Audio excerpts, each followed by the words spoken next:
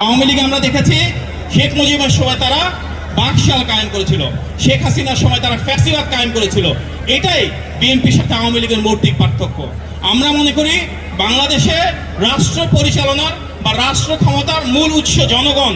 আমরা মনে করি জনগণের অর্থনৈতিক ক্ষমতা যখন হবে, জনগণের রাজনৈতিক ক্ষমতা যখন সুরক্ষিত হবে, জনগণ যখন নিজেরা ভোট দিতে পারবে, তখনই দেশে গণতন্ত্র সত্যিকার অর্থে প্রতিষ্ঠিত হবে।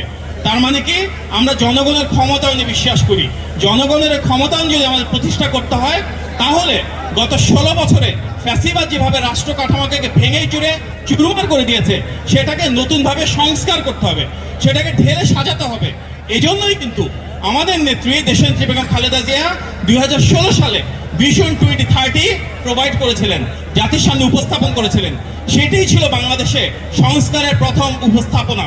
তার মানে বর্তমান বাংলাদেশের প্রেক্ষাপটে সংস্কারের জনককে আমাদের দল বিএনপি। আপনারা কি একমত? বাংলাদেশের সংস্কারের জনক বিএনপি। আমরা দেখলাম কি, সেই 2016 সালে ভিশন 2030 উপর ভিত্তি করে আমাদের সকলের নেতা, গণমানুষের নেতা, তৃণমূলের নেতা জনাব তারেক রহমান 2022 সালে ভিশন 2030 আলোকে 27 দফা প্রণয়ন করেছেন।